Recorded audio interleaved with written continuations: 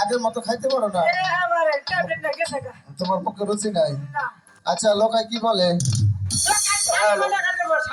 তুমি ওর সঙ্গে যেতে পারবে? আমার কিন্তু দুটি শর্ত রয়েছে।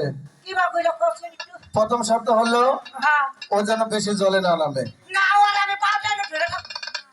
আচ্ছা, যেমনে রাখবে তোমার দায়িত্ব। ওর যেন ঠান্ডা না লাগে। আর তোমার পিতা প্রাসাদে চলে আসার আগে তোমাদের চলে আসতে হবে। বলছি, একটা কলসি আমাদের এই মঞ্চে অতি তাড়াতাড়ি নিয়ে আসার জন্য অনুরোধ করা হচ্ছে।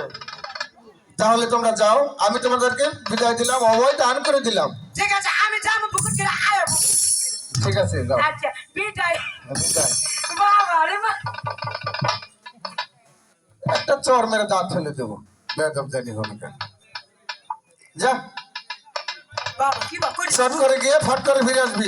ঠিক আছে, যাবো আর এবং কি আসবো।